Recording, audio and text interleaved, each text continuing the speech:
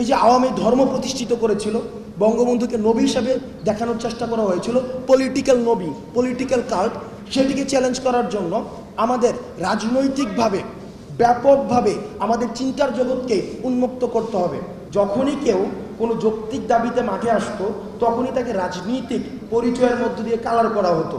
সে BNP রাজনীতি করে, জামাতের রাজনীতি করে, শিবিরের রাজনীতি করে, অন্য রাজনীতি করে।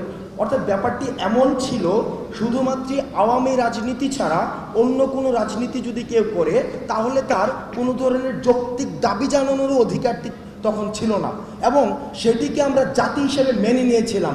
সেজন্য আমরা যখনই কোনো দাবি জানাতে যেতাম, আমরা সবসময় দাবিতে যতটা না ফোকাস করতাম, তার থেকে বেশি ফোকাস করতাম যে আমরা অরাজনৈতিক, আমরা কোনো রাজনৈতিক সংশ্লিষ্টতা নেই, আমরা কোনো রাজনৈতিক সংশ্লিষ্টতা নেই, আমরা কোনো রাজনৈতিক দলের সাথে নেই।